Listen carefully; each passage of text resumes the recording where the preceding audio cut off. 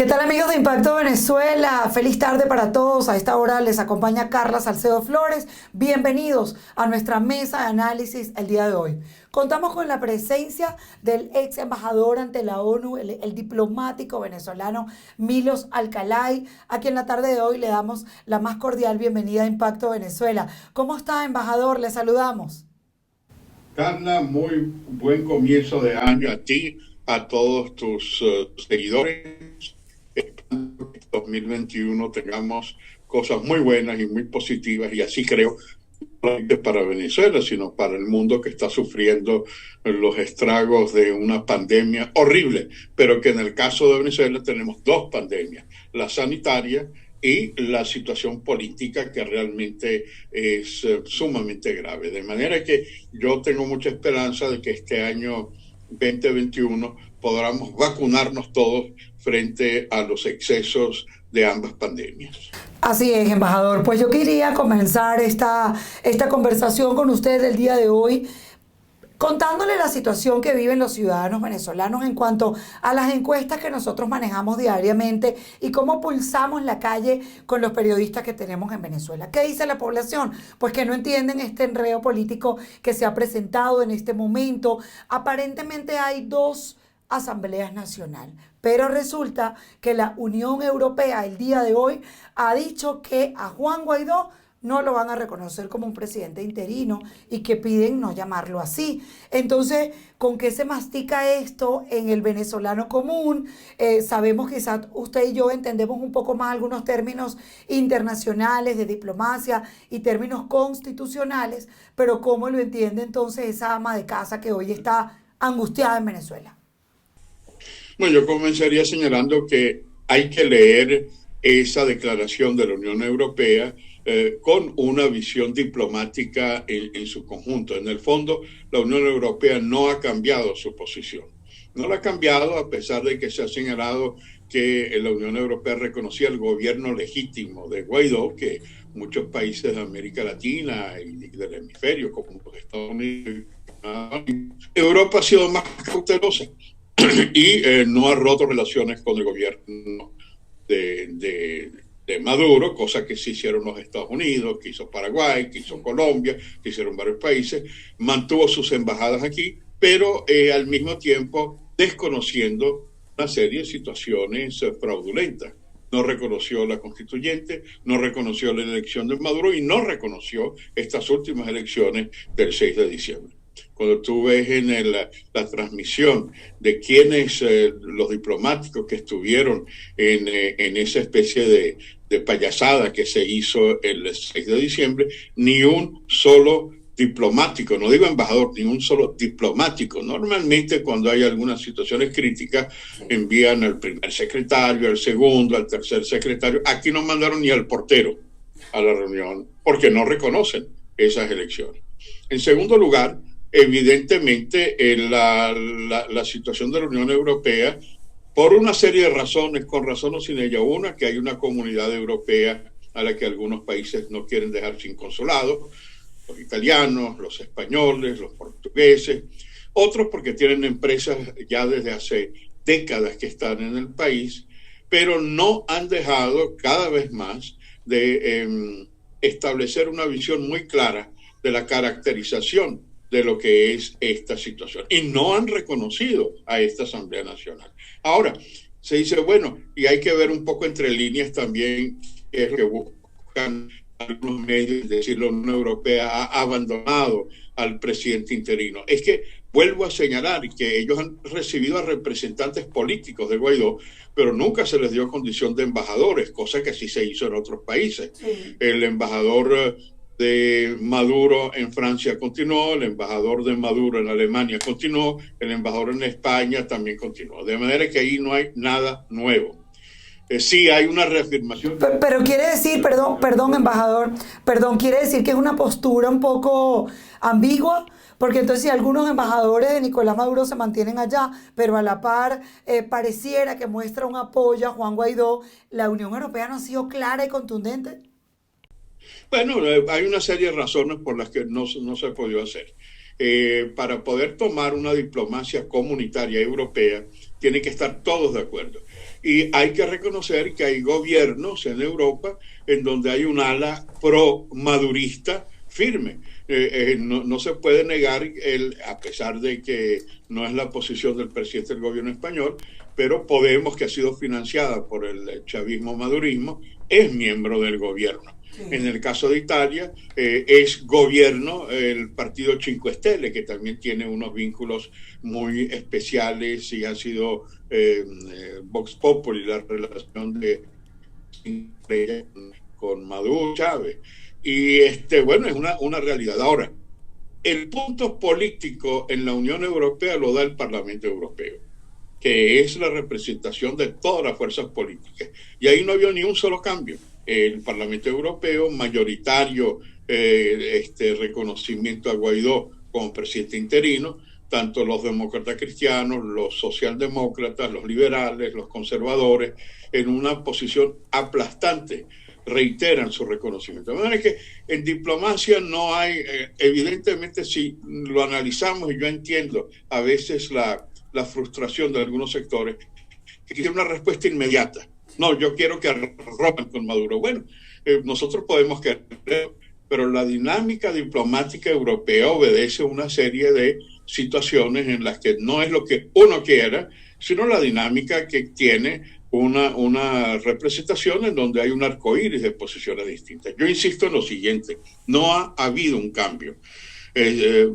Guaidó no tenía un embajador. Entonces decías, bueno, pero ni siquiera en países tan aliados como Francia y como Alemania, que están muy claros en reconocer a Guaidó, pero no eran embajadores, eran representantes políticos del presidente de la Asamblea Nacional. Y eso no ha cambiado. Cuando la Unión Europea dice que reconoce la figura de Guaidó como un vocero político privilegiado, le están dando un respaldo dentro de un lenguaje diplomático.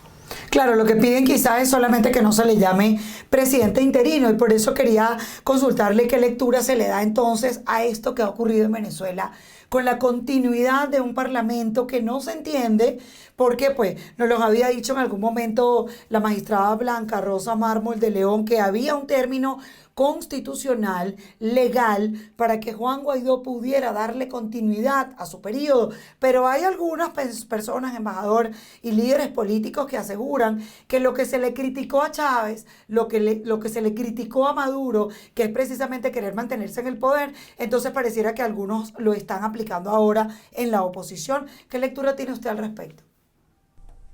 Bueno, comenzaría señalando lo siguiente. A pesar de que hay varios países en América Latina, en el hemisferio, que reconocieron a Guaidó como presidente interino, recordemos que la Unión Europea jamás lo reconoció como presidente interino, reconoció como presidente de la Asamblea Nacional y le dio, bueno, capacidades de actuar como un gobierno interino. Por ejemplo, la embajadora de Venezuela en Francia tuvo relaciones con la Cancillería francesa. Cuando Guaidó fue a Francia, fue recibido por el presidente Macron. Lo mismo en el Reino Unido, que ya no es miembro de la Unión Europea, pero fue recibido por el primer ministro. Lo mismo sucedió en Alemania. Es decir, ha habido un tratamiento político especial que sigue existiendo. Todo va a depender de que nosotros ahora no caigamos en embestir a la Unión Europea, que es uno de nuestros aliados en las circunstancias políticas. Y hay otros en el hemisferio que sí reconocen al gobierno interino. El caso de Estados Unidos, el caso de Colombia, el caso de Brasil, el caso de Paraguay.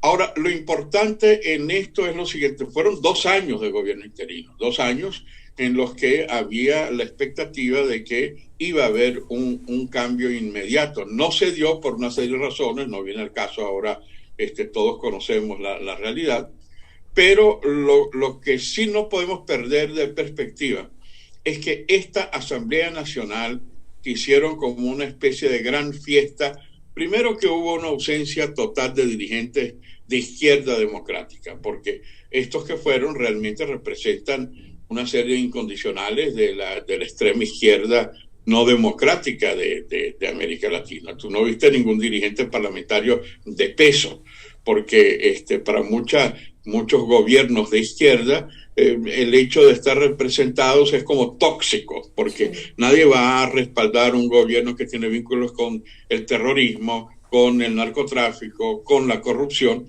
Claro, uno escucha el discurso, las contradicciones de un discurso del nuevo presidente de la Asamblea Nacional, que habla de amor, de paz, de diálogo, propone un punto y aparte y comienza con el odio. Los vamos a poner presos, los vamos a perseguir, los vamos a atropellar.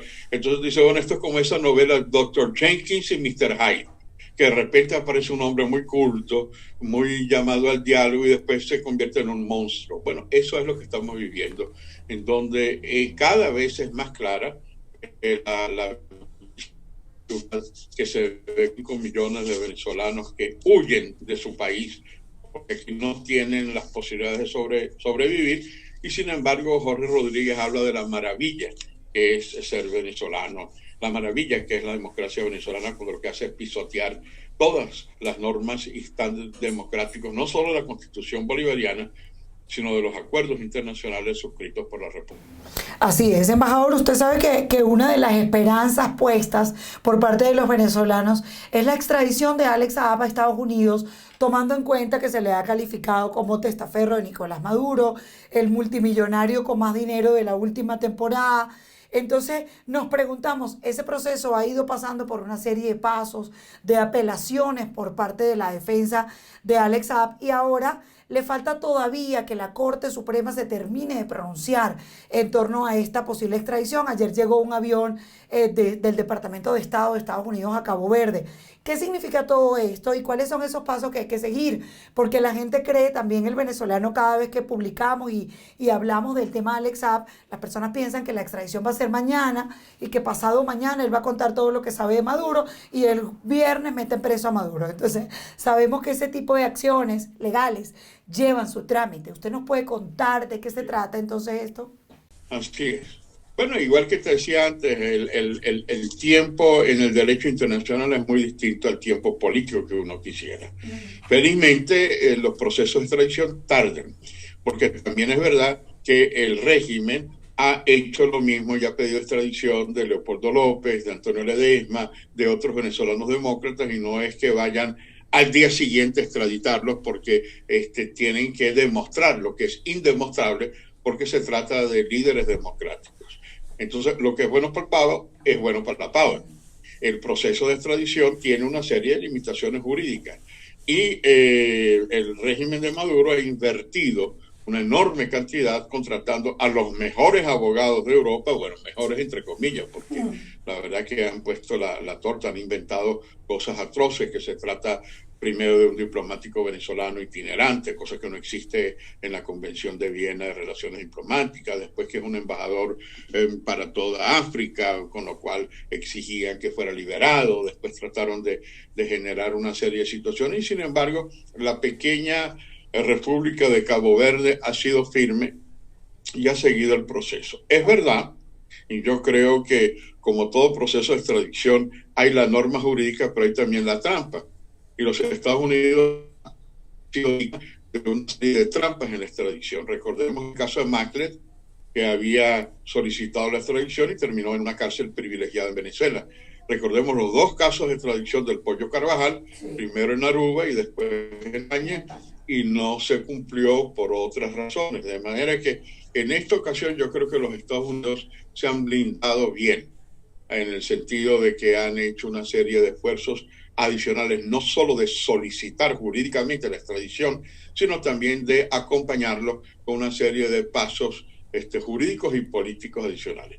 Pero lo que pasa es que de la otra parte también juega, y hay presiones de países como China, del Irán, presiones de países como Rusia, que tienen muchos intereses. No es solamente la extradición, no solamente afecta al gobierno de Maduro, afecta a otros países que también han sido parte clave de todo ese entramado. Y a pesar de las presiones, el jefe de gobierno de Cabo Verde en una ocasión dijo que nunca ha recibido más llamadas internacionales como las que ha tenido en el caso de Saab.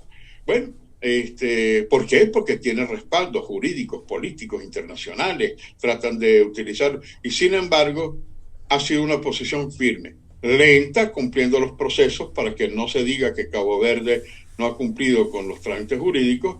Y bueno, evidentemente habrá que esperar la situación final, pero creo que tanto los Estados Unidos han aprendido que no se debe decir solo yo solicito, sino debo actuar, y la impresión que yo tengo viendo la presencia, digamos, de aviones, de naves, de acciones jurídicas y políticas, que esta vez sí han estado dando pasos complementarios a la sola solicitud de extradición. De manera que yo creo que esto no es una carrera de velocidad, es una carrera de resistencia, de persistencia. Y aquí gana no el que llegue primero. Así es, embajador. Hay que esperar. Embajador, ya para terminar, yo quisiera preguntarle qué expectativas hay desde el punto de vista opositor para Venezuela en los próximos días y en los próximos meses. ¿Qué avisora usted con la experiencia y la pericia política que tiene para poderle dar un mensaje a ese venezolano? Recuerde que quienes estamos en el exilio, pues obviamente extrañamos muchísimo nuestro país y queremos ver una Venezuela que por lo menos podamos visitar. Pero en este minuto, el venezolano que está allí está en una condición de no tener agua, no tener luz, no tener internet, no tener medios de comunicación libres y democráticos que le puedan informar. Hay una presión total sobre muchos sectores dentro de Venezuela.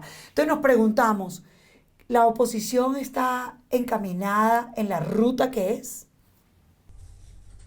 Mira, yo quisiera señalarte lo siguiente: si se pone a ver uno toda la valentía con la que la oposición en general ha enfrentado más de 20 años de hostigamiento, de atropello, de injusticias, de cárceles, de difamaciones, bueno, es realmente impresionante la valentía, dado con muertos, dado con familias destruidas, y todavía la oposición sigue firme, sigue firme. Ahora, evidentemente no ha logrado salir de un régimen que es rechazado a nivel mundial. Y este es el momento de hacer un alto en el camino y de ver cómo se puede reformular la estrategia para salir de esta situación tan aberrante que es la que tenemos. Tú lo decías, es decir, es un país inviable. De haber sido el país más rico de América Latina, Venezuela se ha convertido en el país más pobre, además con unos voceros oficiales que mienten cada vez que intervienen para hablar de paz, de amor, cuando lo que hay es odio. Eso lo describió muy bien en su obra en 1984, un autor que decía que el hermano grande lo que hace es presentar un esquema de paz y de amor, y lo que hay es odio y resentimiento. La oposición ha resistido y yo creo que es sumamente difícil encontrar un país más valiente, pero la estrategia tiene que cambiar. Y creo que uno de los problemas es que hay múltiples estrategias. Unos ya están pensando qué hacer en el 2020, otros en el 2030, qué vamos a hacer con el petróleo en el 2040, cómo vamos a encarar los problemas económicos en el 2050. ¿Eso está mal? No está mal, pero eso nos aleja en tener múltiples visiones y múltiples estrategias. El 23 de enero de 1958, el pacto de Punto Fijo llegó a lo que tenía que llegar: salir de la dictadura de Marcos Pérez Jiménez. Y eso que la dictadura de Marcos Pérez Jiménez, que violó los derechos humanos, pero desde el punto de vista de la calidad de vida, le dio a los venezolanos una calidad de vida que no puede compararse con la situación de más de 20 años actuales. Y sin embargo, esa posición firme de la oposición unió a unos y otros para salir de Marcos Pérez Jiménez. O sea que yo diría que la estrategia tendría que ser muy simple: todos ir a ese gran mantra que decía el cese de la usurpación. Y la usurpación es condenada interna e internacionalmente. Y yo diría que esa estrategia tiene que unirlos a todos los venezolanos, dentro y fuera del país. Y eso es fácil, porque si es difícil un plan país y comenzar a ver qué vamos a hacer nosotros con la economía, qué vamos a hacer nosotros con las empresas del Estado, qué vamos a hacer nosotros con los jóvenes, con la educación. Todo eso está muy bien, pero eso no es lo que hay que discutir ahora. En este momento lo que hay que discutir es cómo salir de esa especie de estado monstruoso que habla de amor y lo que da es odio. Habla de paz y lo que promueve es la guerra. Eso es lo que nosotros tenemos que ver, junto con una estrategia que permita unir diferencias a nivel internacional. Esta primera pregunta tuya de la Unión Europea, Bueno, tenemos que buscar, en vez de enfrentar a la Unión Europea diciendo que no respaldan a Guaidó, buscar cómo hacer para que los Estados Unidos y Europa, el Grupo de Lima y la OEA, Japón y Corea del Sur, y todos los países puedan tener una estrategia sola junto con una sola estrategia de los venezolanos dentro y fuera de las fronteras. Embajador, un placer haber conversado con usted el día de hoy, siempre enriquecedor poder escucharle y saber entonces ese análisis internacional y también en Venezuela, para que la población tenga claridad de dónde estamos parados ahorita, hacia dónde se dirige y qué puede venir en los próximos tiempos. Gracias por haber estado con nosotros el día de hoy. Gracias a ti, Carla, y un buen día para todos los seguidores de tu programa. Amigos, conversábamos con Milos Alcalay, ex embajador de Venezuela ante la ONU, diplomático venezolano, quien nos ha mostrado el día de hoy un panorama muy claro de todo lo que está ocurriendo con Venezuela desde el punto de vista internacional y lo que ocurre dentro del país también, con esta nueva situación política que se desencadenó desde este 5 de enero, fecha en la cual se han posicionado dos asambleas nacionales, dos poderes legislativos, uno reconocido por la comunidad internacional por más de 50 países y otro, pues de alguna manera resulta electo en unas elecciones que no han sido reconocidas por ningún país en el mundo. De esta manera despedimos nuestra mesa de análisis de hoy. Las acompañó Carla Salcedo Flores.